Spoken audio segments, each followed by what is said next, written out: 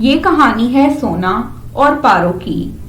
पारो बहुत ही ज्यादा बदसूरत थी और सोना बहुत ही ज्यादा खूबसूरत।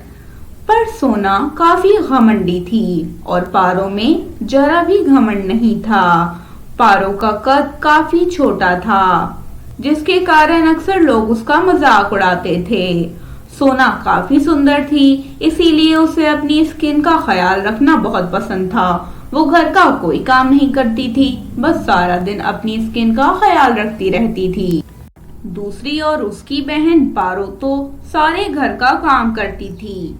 एक दिन उनकी माँ अपनी दोनों बेटियों को बुलाती है और उनसे कहती है, सोना बेटा, आज मैं पारो के साथ अपनी एक सहेली के घर जा रही हूँ।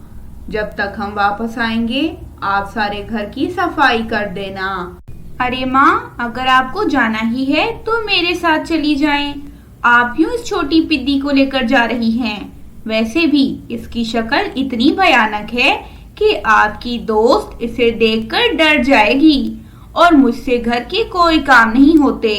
इसे ही कहें कि अगर आपके साथ जाना है तो काम करके चली जाए। माँ दीदी ठीक कह रही हैं, आपकी सहेली मुझे देखकर मेरा मजाक बनाएगी। आप ऐसा करें कि दीदी के साथ ही चली जाएं। मैं घर के सारे काम कर दूंगी। और फिर सोना अपनी माँ के साथ उसकी सहेली के घर पर चली जाती है। बेचारी पारो बैठी घर पर रोती रहती है। रोते हुए वो अपने घर के सारे काम करती है। काश मैं इतनी बदसूरत न होती तो दीदी भी मुझसे प्यार करती और मैं कहीं जाने के भी काबिल होती।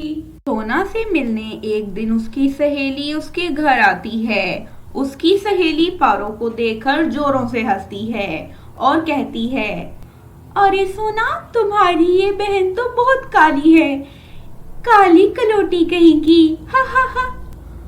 सोना अपनी दोस्त की बात सुनकर, हाँ, मेरी बहन तो है ही काली, लेकिन मुझे देखो ना, मैं कितनी सुंदर हूँ। ये तो मुझ पर जरा भी नहीं गई। मेरा तो कद भी अच्छा खासा है और मैं बिल्कुल सफेद हूँ। और ये है काली कलोटी, और तो और इसका कद भी बिल्कुल छोटा सा है, देखने में छोटी सी बच्ची लगती है। अरे, एक तो आप मेरे घर पर बैठी हैं, दूसरी बात कि मैं आपसे क्या कहूँ, जब मेरी बहन ही इतनी बेशर्म है तो दूसरे से कहने का क्या फायदा। याद रखिए कि चेहरे की खूबसूरती महज काफी नहीं है, खूबसूरत तो दिल का होना चाहिए। चेहरे का खूबसूरत तो कोई भी हो सकता है।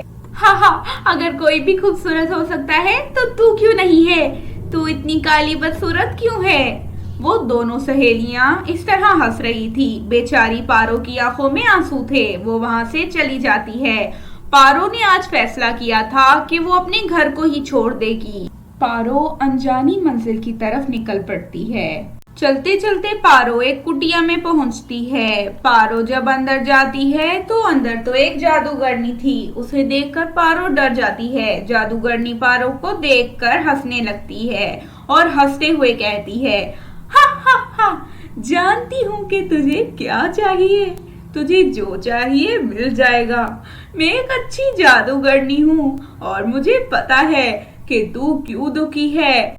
देखते ही देखते पारो एक खूबसूरत सी लड़की में बदल जाती है और उसका कद भी बढ़ जाता है। ये देखकर पारो बहुत खुश होती है। जादूगरनी, अरे अब जाओ जाओ, अब तुम्हें अपने घर लौटना है।